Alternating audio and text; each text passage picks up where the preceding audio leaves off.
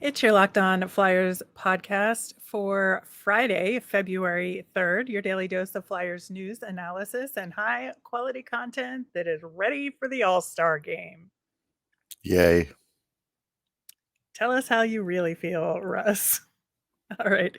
We are going to talk All Star Game. We're going to talk about Owen Tippett and get us ready for trade deadline season, all on today's show. You're Locked On Flyers, your daily podcast on the Philadelphia Flyers. Part of the Locked On Podcast Network, your team every day.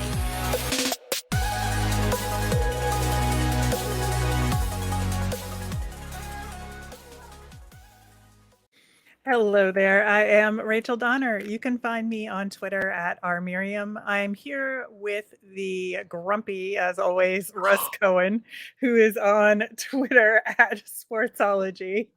Thanks for making us your first listen every day. You can follow the show on Twitter at Locked On Flyers. Keep up to date on our episodes, Flyers news, all that good stuff. You can email the show at lockdownflyers@gmail to get your mailbag questions answered. This episode is brought to you by FanDuel Sportsbook, official sportsbook of Locked On. Make every moment more. Visit fanduel.com/locked on. That's all one word today to get started. Locked On Flyers is available on Apple Podcasts, Spotify, wherever you listen to podcasts. So subscribe. You'll get all of our episodes here on the Locked On Podcast Network. Plus, we're over on YouTube. So subscribe there as well. Russ, you sounded enthusiastic about All-Star Weekend. No, I mean, look, I've covered a bunch of All-Star games and I like them, but I just feel like some of the excitement's been pulled out of this one. Like Connor McDavid, I don't want to do the fastest skater. Well, you're the fastest skater. Just do it. What is so hard about that? And I wanted to see Tage Thompson in the hardest shot. Now we're not going to see Tage Thompson. Matty Beniers would have been great to see. Now we're not going to see Matty Beniers. Like, it's like, some of the things I was looking forward to were like pulled away from me.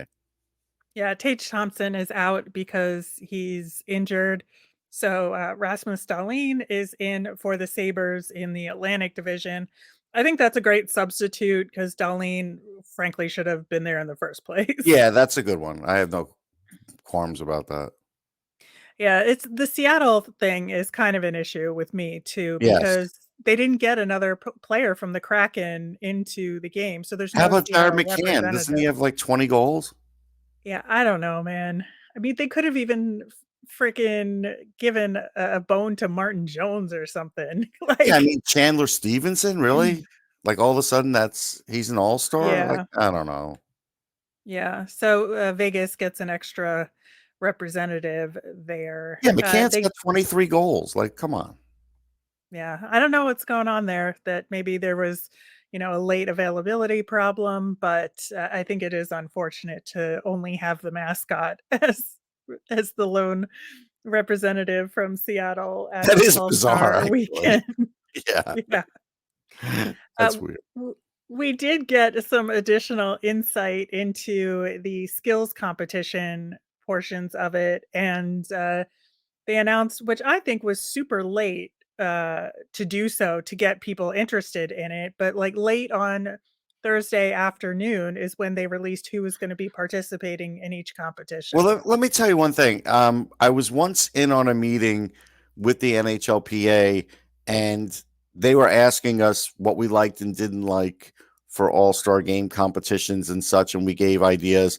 I think a lot of times it comes down to them having brainstorming sessions with the players and the league and deciding what they want to do. So I think I have an understanding as to why sometimes these things happen late. They really are trying to just put out the most entertaining thing. Honestly, I know it may not seem that way, but they are.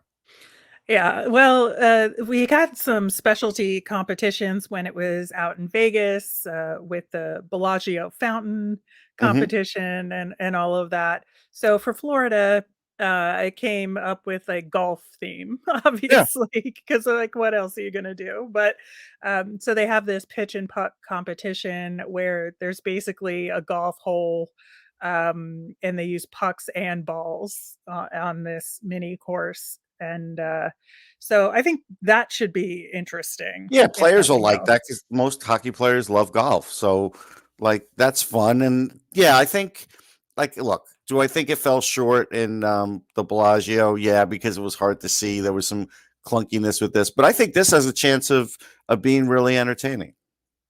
Yeah, the other one is a splash shot, which they have already completed. It was a pre-taped competition, and we'll find out who won tonight. But that is like really a dunk tank competition where shooters Okay. have to hit targets like an accuracy shot in order to dunk people into I some love water. dunk So tanks.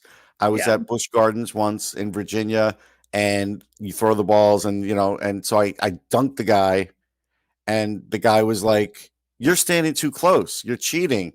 Go further back." I went further back. I dunked him again. It was great. I had so much fun doing that. So I liked seeing players get dunked. Let's put it that way. Yeah, so that one looks like fun, and then they decided to switch things up with the goaltenders this time around, which it's a complicated set of rules, but I think it'll turn out good in the end. So each of the goalie pairs from the divisions will like compete in these teams of two, one of which has to shoot and the other one is the goalie. So the shooting Okay. goalie will get points sort of, I would guess, like skee ball style in terms of like where Okay. they place the puck. And then based on the points they get will determine the number of shooters, like actual shooters that the other goalie will have to face. And that's where they brought in some of the women that they've invited to Okay. the competition. So I think that's pretty cool. They have several players from the PWHPA and PHF. So we have Alex Carpenter, Hillary Knight, Emily Clark, Rebecca Johnson, and Sarah Nurse, all of Yeah, which are all fantastic. terrific players. Yeah, so that's good. I'll tell you, for this competition, I feel bad for Rick DiPietro because years ago he always wanted to take part in some sort of offensive part of the game. He'd have loved Right. this. He actually tried to just get in the game as a skater, and they wouldn't allow it. And that's like, why? It would have been fun, but at least now, we're embracing goalies shooting a little more. Let's face it, even in games now, we're seeing goalies going for goals a little more. Like it's, goalies are getting more assists than they used to. Like it's becoming a thing, and I like it. Yeah, and then of course, night of we'll have our typical competitions like the hardest shot, Hmm. fastest skater, all of that. And then the accuracy competition, which is where Kevin Hayes is participating Yeah, I don't in know the if he skills stands comp. much of a chance looking at the field No, there. I know. It's like Connor McDavid, Artemi Panarin, Vladimir Tarasenko, Jack Hughes, Jack he's very Hughes, accurate. Leon Draisaitl. Ooh. Like it Good is luck, gonna be Kevin. This is going to be hard. I know. I know. I really thought he was gonna do the golf one, but I guess he wasn't high enough on the list to get to choose to do that Right. or whatnot. But Yeah, I he might think, have done better with the golf.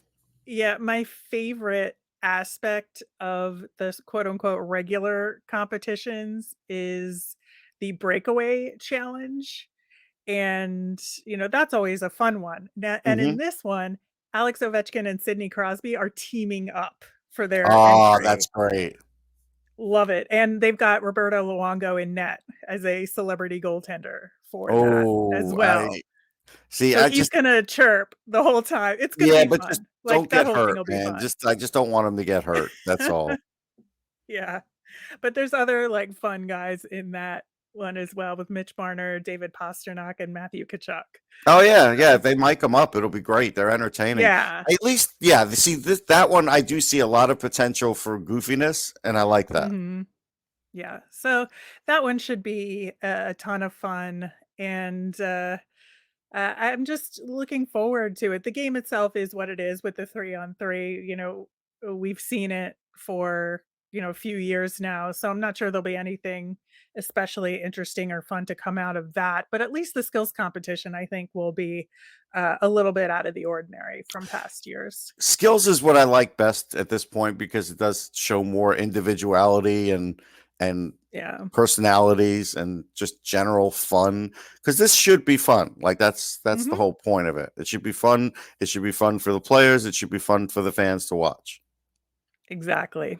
All right, we are going to switch gears and talk about another one of our player deep dives that we have been doing this week. We got a request to talk about Owen Tippett from over on YouTube, and we are going to do that coming up next.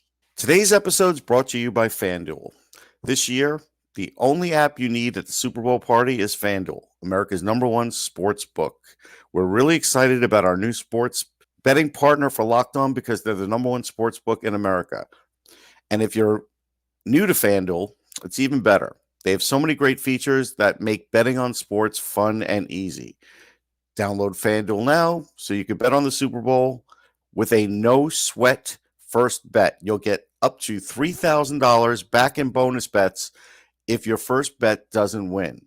FanDuel lets you bet on everything from the money line to point spreads to who will score a touchdown. I always like the prop bets. I might even, consider a vote, betting on like who scores the first touchdown. That is always fun because it's unpredictable. The FanDuel Sportsbook app is safe, secure, and super easy to use. Best of all, you can get paid. You can get your winnings paid instantly. Join FanDuel today at FanDuel.com/lockedon to claim your no sweat first bet on Super Bowl 57. That's FanDuel.com/lockedon. Make every moment more with FanDuel, official sportsbook partner of the NFL. So, Russ, Owen Tippett, he has been a really, I think, welcome addition to the Flyers in a little bit of an unexpected way. Obviously, as we recall, we acquired Tippett last year as part of the Claude Giroux deal, and Chuck Fletcher made it a point to say that Tippett was a key part of that deal and was somebody that he was interested in. And he had been struggling to kind of stay at the NHL level in the Florida system. I would say, like, as an individual, this has turned out to be a really good thing for Owen Tippett. Yeah. He's still young. He's about to turn 24. He's only played 161 NHL games so far. So in theory, he should have a lot more room to grow here. Yeah, I don't know how much more growing. I mean, I think he can build on this a little bit. I still kind of question whether he's really going to be a second line player. Like we have to sort of take this into account and say, hey, he's getting a lot of ice time, which is fine. He still might get a lot even as a third liner, but he's getting a lot of ice time, a ton of power play, and all these opportunities. And he's earned a lot of them. Don't get me wrong, but as the team gets better, the question is going to be, is he still going to be in line for those things? And right now, he's having a good year. It'll obviously be his best year. I don't know. Is he ever going to be a 50-point guy? That's the question, because, again, that's where I think he needs to be if he's going to be a second line guy. Like, I think you need to be a 50-point guy. And right this year, he'll fall a little short. So maybe, with the growth you're talking about, that's what we're shooting for. But I don't think we're shooting for anything beyond that. Yeah, I mean, I would see him eventually, assuming the Flyers can fill out their roster a little better with higher end players, that he would settle out on that third line and move up when necessary. Right. That's honestly where I see him. And I think that's a good spot for him based on what his play has turned into. You mentioned he's having his best season so far, 14 goals, 14 assists this season in 46 games played, which is already a career high in points and goals. Last season, he only had 11 total. So that is a significant improvement. You can see him fitting into the Tortorella system really well here. He's blocking a ton of shots, whereas he just didn't do any of that before. No. He's got 34 block shots so far, and he had 16 total last season between the Flyers and Florida. And I think he's in a good spot, from puck possession perspectives, 28 takeaways to 14 giveaways. So he is really active and and you can see that out there. He's active in trying to steal the puck away from opposing teams. He is. There's some things that don't show up on the stat sheet. So as an example, I still think especially when he's just getting the puck in the offensive zone. He's still a little too easy to knock off the puck. I see guys doing it to him pretty regularly, even though he's a big guy. I think this has more to do with shielding the puck than it does strength. And I think they need to work with him on that, because while his possession metrics are good, they could be even better if he actually was able to do this. And if he's able to do this, it would lead to more points, because then I think he would be able to get, more assists that way. So I think that's something. And I still see the lazy penalty. He's got to stop with the lazy penalties, because that could cost him ice time with John Tortorella in the future. I think those are the two big things he's got to work on right now. Yeah, you mentioned his metrics right now. His goals above expected are in the positive for the first time in his career, but it's Yeah. like only 2.3. So it's positive, but it's still low. So you're right, there is room for improvement there for sure. And I think, in addition to, carrying the puck in with more puck protection, like you mentioned, I think the other big thing is getting better shots on net, and that was a huge part of what we talked about with his game preseason, Yes. that he needed to get more shots, and he is, but he needs to get a higher percentage of unblocked shots to be on net. That Right. is the missing link here for him, and he's getting better at it, but he's still not where he needs to be in terms of that accuracy. Well, and the other missing link is getting more power play goals. He's got 4. He's got the ability to have more than that at this time of the year. Like, that's the other thing. I mean, the Flyers power play is just dreck to begin with, but otherwise, I think he could I think improve on that's a that. subset of getting the unblocked shots to be on Yeah. net, right? Yeah. With the power play, because in theory, you're getting better shooting lanes when you're a Right. man up, and so he should be able to get more of those shots on net. Yeah. But, I do think he's being used okay in those power play Well, now he's being used situations. okay. There was a Yeah, 3-week period where he wasn't. right. And, that's been a huge part of his offensive output in terms of the assist side of things, in terms of getting more minutes on the power Mhm. play, which is a good thing for him. And, his zone starts are weighted more in the offensive zone and neutral zone versus the defensive zone, which clearly matches up with what his skill set is right now. But, if he winds up moving down the lineup, that is going to have to shift a little bit. And he needs a little more consistency. He's gone through some goal scoreless droughts of like 7 or 8 games, and Mhm. so a little more consistency on that too is part of something where I think that is workable. That's something where the coaching staff has to kind of work with him and just keep him on an even keel, because you don't want to be too up or too down. I know it's a cliche, but it's true with younger players. And last year we saw him get super frustrated after a while, and this year he hasn't been as frustrated, so that's good. Yeah, and then, you think about, what's next for him. We've talked about a bunch of things he does need to improve on, and we'll see where he ends up at the end of this season. His contract has one more year on it. He's getting paid 1.5 million. And I would guess that if Chuck Fletcher's still around, he's gonna re-sign with the Flyers. Like, I can't imagine a situation where he doesn't, but it will depend, obviously, on next year's output, to determine what that possibility would be and what that earnings might be. Like, I'm not even willing to take a shot at that right now. No, I'm not going to take a stab at it either, because I think the team is going to have some turnover, and some other young players are going to go in there, and you're going to see who he has chemistry with, and so there's a lot of things going on there. I don't. The one thing I'll say is I doubt they're going to give him a long-term deal. Like, even if he has a No. really good year, I don't think that's happening. The cap is supposed to go up to that 90 million in a couple of years, but I don't know if they're going to spend the cap money that much on him. I think he's still going to have to earn it on the way up, and we'll see how much he earns it. Yeah, and he's, I would say, almost zero chance that he gets traded at the deadline, because I Right. don't see a market for a guy like him right now. No, I agree, and they do like him. He's low cost, so, and he's got cost certainty for next year, and he's been improving. So I don't see why they would trade him.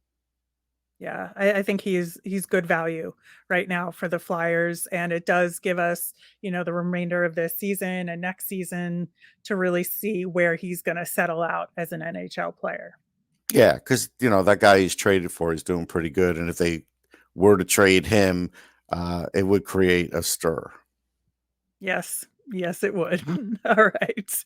Well, we were just talking about the trade deadline a little bit. That is around the corner, and so we're gonna kind of go over the big picture lay of the land for the Flyers heading into the trade deadline coming up next.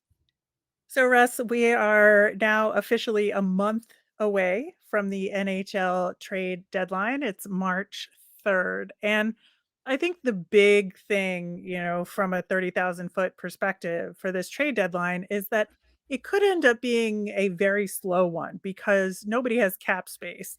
Yeah. 17 teams are in LTIR, overages on their cap. And there are some top teams with cap space, but not a lot.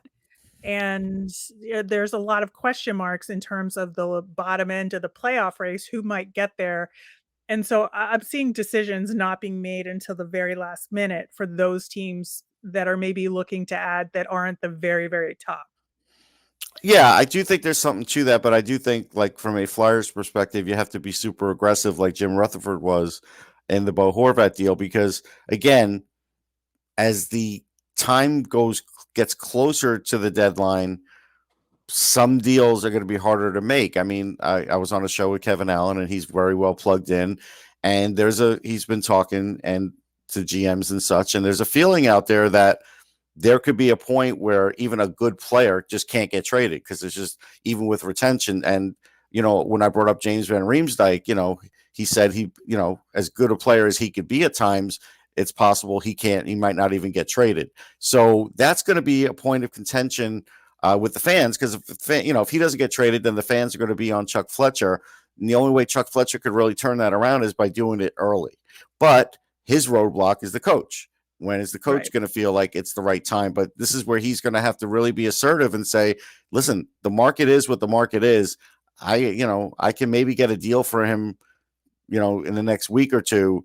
If there is, we're going to have to do it. Like, that's the kind of talk that's going to have to happen for Chuck Fletcher to be able to make some of these trades, because it's not going to be easy.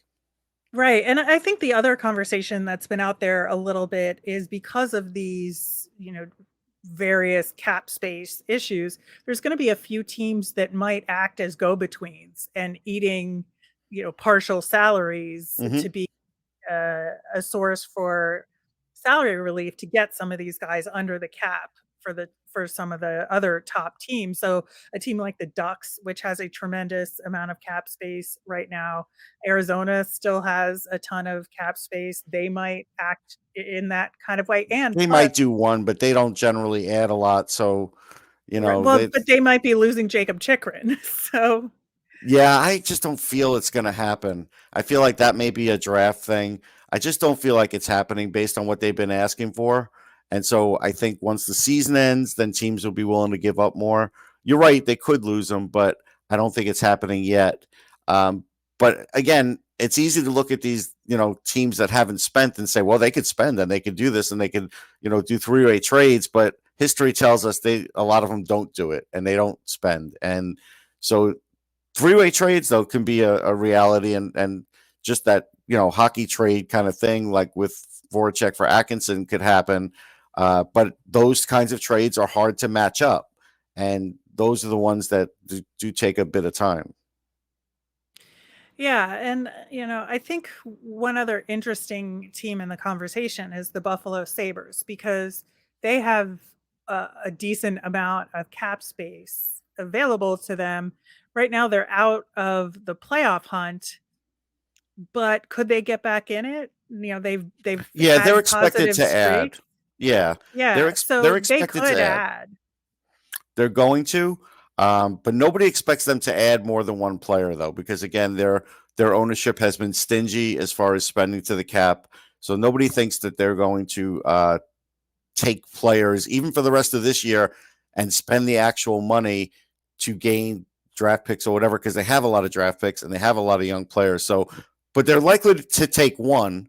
And so we'll see, because again, they want to show their fan base that they're still trying to win this since they happen to be in the race. But I don't know if they're going to take two. And so that's where we, again, we run into trouble where there are teams that just don't want to spend to the cap for, different reasons. And they've been one of them. Yeah. From the Flyers side of things, I think, obviously JVR is the top player on the Flyers list to trade, right? In terms of priority. Then kind of a second tier, you're looking at maybe Ivan Provorov. We had the discussion on yesterday's show on, do you take offers on Travis Konechny? I think, that's a discussion to be had. Beyond that, Kevin Hayes is kind of a maybe, right? Because there's a team that I know is definitely interested in Kevin Hayes. So, and as a center, so that's the other thing here. John Tortorella has hurt Chuck Fletcher a little bit by not playing Kevin Hayes at center, because there's a need for centers out there. And again, Kevin Allen had said that not only will teams take on centers, they will take on centers with a little bit of term, but he's got 3 years of term at 7.1. So even a 50% retention is hard. But if you have that one team that wants him, even if you're getting less than what the Flyers expect you get, you should still make that deal, because the cap space is going to be worth much more to you in the future than the actual return. Like, you just have to, that's how, the Flyers front office is going to have to look at some of these things. And we'll see. I mean, again, the prevailing thought is that Provorov probably does not move. And so just because it's, the interest isn't really there in him, that's really, so I think, and I know a team is interested in Ristolainen. So again, be aggressive, see what's going on with that. Like, that's what has to happen here right now, and should be happening even at, the All-Star break, because everybody's at the All-Star break. There's agents there. There's, so everybody can talk about it and try and see what kind of path they're on. But this is going to have to be the most aggressive Chuck Fletcher has ever been to get things done, because it's not going to be easy, and you can't get it done last minute. Yep. And I don't think that's where Chuck Fletcher excels. I got to be honest. I know. No, I know that. And look, his job may depend on it. I mean, that's just a fact. Yeah. From a non-Flyers perspective, I think, things I'm keeping an eye on is where John Klingberg ends up, Timo Meier, and then if Patrick Kane and Jonathan Toews end up leaving Chicago or not. Well, I mean, right now, everybody seems to think Timo Meier is going to the Devils, and there's good reason to think that. They have young assets, and Nico Hischier is good friends with them, so there's a good chance that the two Swiss could play together again. So that's a real possibility. Klingberg could go any minute. Like, there's nothing holding him back, and if somebody's going to be aggressive, it probably will be with Klingberg, because the offensive defensemen are hard to find. So I think that could happen soon.